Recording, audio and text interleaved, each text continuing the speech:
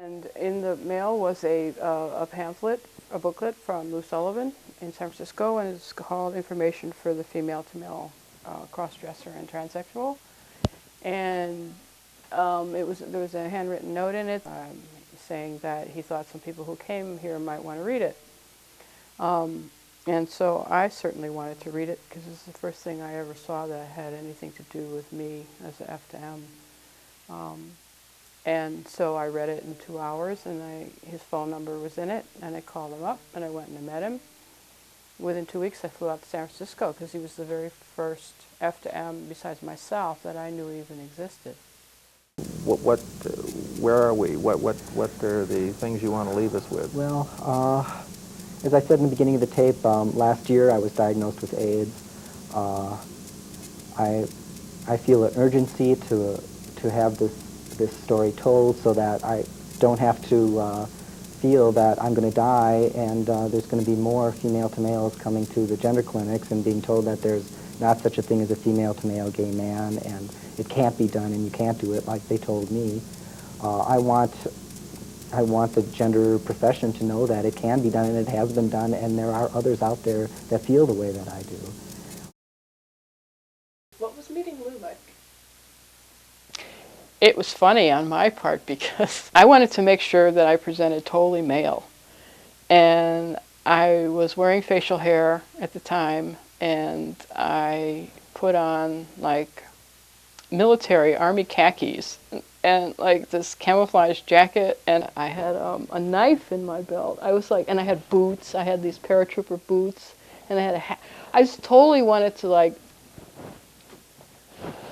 present as male, probably even more straight male, because I knew he was gay.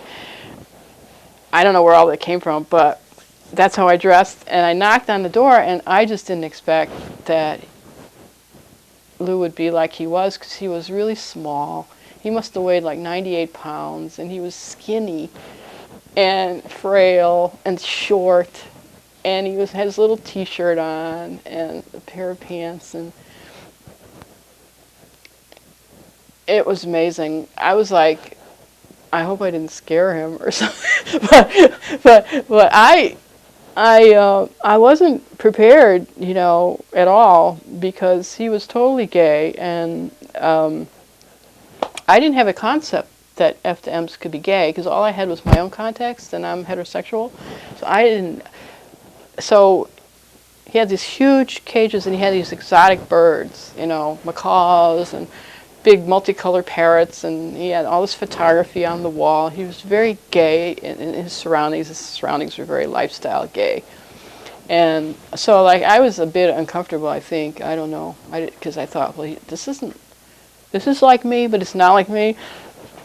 And so I wanted to make small talk, and he, within 2 minutes, he wouldn't have anything to do with small talk. And he said, "Tell me who you really are." He said, "We don't have a lot of time." He says, "You got a couple hours here, right?" He said, "Talk to me about who you are inside there." And it was one of the deepest conversations that I've ever had in my whole life. It was awesome. It really was awesome. In the middle of our conversation, he looks at his watch, and he gets up. He says, "Excuse me, I gotta go take my ACT." I had no idea. And so, like, at the same moment, I was making this deep soul connection with this friend, who I still consider the most influential and the deepest and the most important friend that I've ever had in my life. And I'm 58.